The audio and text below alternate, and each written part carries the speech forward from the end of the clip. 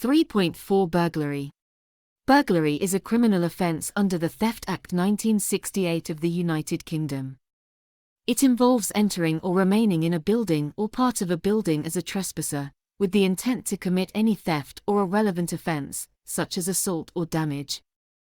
Section 9 of the Theft Act 1968 defines the offence of burglary and states that a person is guilty of burglary if a. He enters any building or part of a building as a trespasser and with intent to steal or to commit a relevant offence, or b. Having entered any building or part of a building as a trespasser he steals or attempts to steal anything in the building or that part of it or commits or attempts to commit a relevant offence.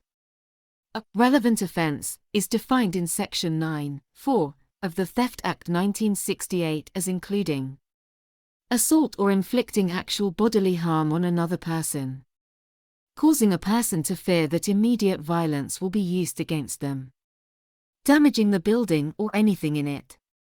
To prove the offence of burglary, the prosecution must show that the defendant entered or remained in a building as a trespasser and had the intent to steal or commit a relevant offence.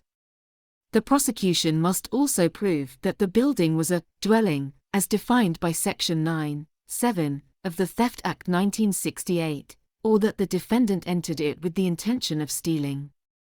A defendant may be found guilty of burglary even if they did not actually steal anything or commit a relevant offence, as long as they had the intention to do so. For example, if a person enters a building with the intent to steal, but is prevented from doing so, they can still be convicted of burglary.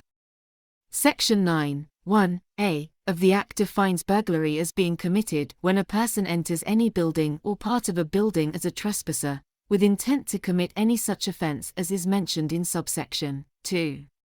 Subsection 2 includes theft, inflicting or causing serious injury, unlawful damage, or other offences related to theft.